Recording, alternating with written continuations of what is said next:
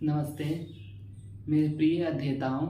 मैंने अपना अभी का विषय व्याकरण के इतिहास के बारे में बनाया है। मैंने ये सोचा से हम जिसके बारे में पढ़ रहे हैं तो हमें उस विषय के इतिहास के बारे में भी जानना जरूरी है।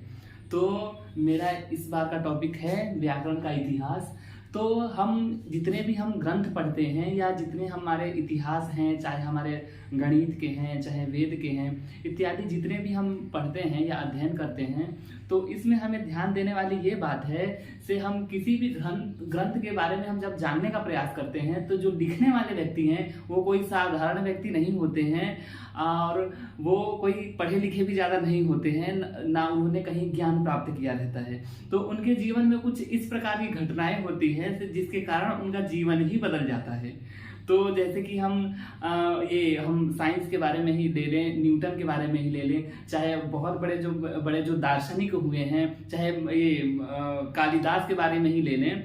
तो कालिदास के बारे में भी कहा जाता है से वो भी मूर्ख थे और जब उनकी पत्नी ने उनको धिक्कार दिया तो उनके बाद वो वन भटकते रहे और गुरुकुल इत्यादियों में जब जाकर उन्हें ज्ञान की प्राप्ति हुई तो बड़े विद्वान हो गए माँ काली के आशीर्वाद से। तो इसीलिए हम पाणिनि के बारे में अब जानेंगे से उनको किस प्रकार सदग्रंथों की प्राप्ति हुई है और हमारा व्याकरण का इतिहास क्या पाणिनि की ने ही लिखा है या उससे पहले भी कोई व्याकरण था। तो हमने बोर्ड के माध्यम से हम समझने का प्रयास करेंगे।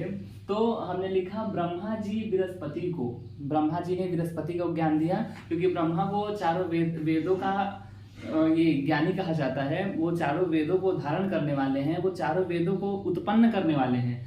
तो इसीलिए ब्रह्मा जी ने बृहस्पति को दिया। बृहस्पति कहा जाता है देवगुरु बृहस्पति है, देवताओं के गुरु को, और असुर के गुरु मतलब राक्षसों के गुरु शुक्राचार्य को कहा जाता है। तो बृहस्पति से इंद्र को प्राप्त हुआ, और इंद्र कौन है? स्वर्ग के राजा को प्राप्त हुआ।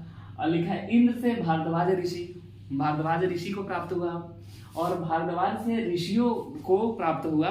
भारद्वाज ऋषि से और जो अन्य ऋषि थे जो उनके समकक्ष थे, जो बराबर में जाने जाते हैं, उनको प्राप्त हुआ।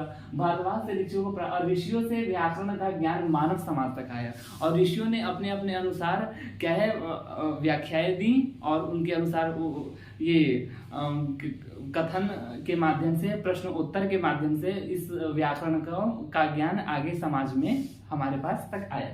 तो और कहा जाता है पाणिनि से भी पूर्व व्याकरण रहे हैं, क्योंकि अभी वर्तमान समय में हम व्याकरण के पिता पाणिनि को ही कहते हैं। तो इससे पहले भी कई सारे व्याकरण हुए हैं, जैसे कि मैंने 2-3 का नाम लिखा है, आप देख सकते हैं। जैसे कि ऐन्द्र व्याकरण है, चांद्र है, कास्कृत्सन है, आपिशली है। तो इत्यादि जितने भी ये व्याकरण हैं ये हमारे पाणिनि जी से पहले के हैं। तो इसीलिए हम कह सकते हैं पाणिनि से भी पूर्व कई सारे व्याकरण रहे हैं। बच्चों, तो अब हम ये जानेंगे से पाणिनि को ही इस व्याकरण का ज्ञान कैसे प्राप्त हुआ, क्योंकि साधारण व्यक्ति को कोई ज्ञान प्राप्त होना अत्यधिक कठिन है। और क्योंकि अब जो जितने हमारे शास्त्र रहे हैं, चाहे आधुनिक इत्यादि के रहे हैं, वो किसी साधारण मनुष्य की रचना नहीं है। तो पाणिनि ने बहुत अत्यधिक तपस्या किया था। तो एक प्रसंग आता है, कहा जाता है से भगवान आशुतोष शंकर पाणिनि पे अत्यधिक प्रसन्न हो गए, क्योंकि जब एक भक्त तपस्या करता है तो भगवान को वहां आना ही पड़ता है, क्योंकि उनकी तपस्या की जो शक्ति है वो भगवान को आने में मजबूर कर देती है।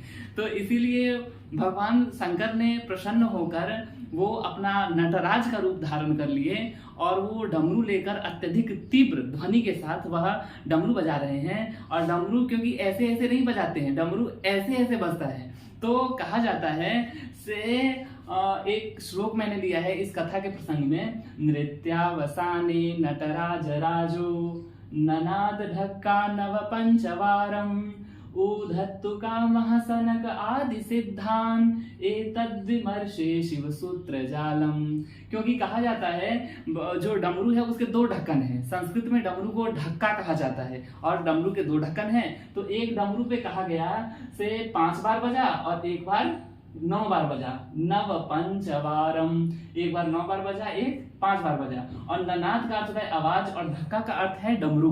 तो क्यों बजा डमरू, क्यों बजा? इसका भी कारण हो सकता है, क्योंकि भगवान आशुतोष शंकर कह रहे हैं जो हमने डमरू बजाया है या जो हमने तुम्हें ज्ञान दिया है वो एक तुम्हारे लिए ही नहीं दिया है। हमने क्या किया है, उद्धर तु काम सनक आदि सिद्धान, हमने सनक आदि जो देवता गण हैं, जितने भी देवता गण हैं, जितने भी मनुष्य लोग हैं, हमारे समाज में रहने वाले जो लोग हैं, उनके उद्धार के लिए, उनके कल्याण के लिए हमने इस डमरू को बजाया है।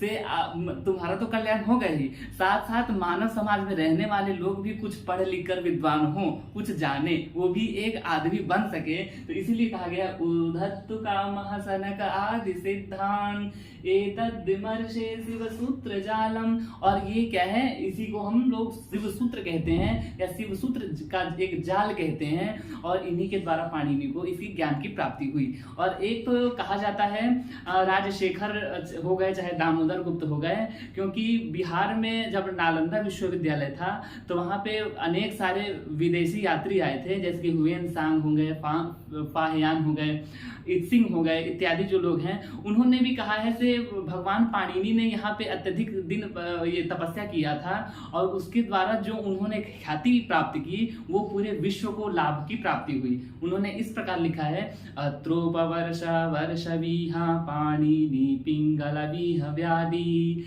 वरुचि पतंजलि इह ख्याति मुपजगमु।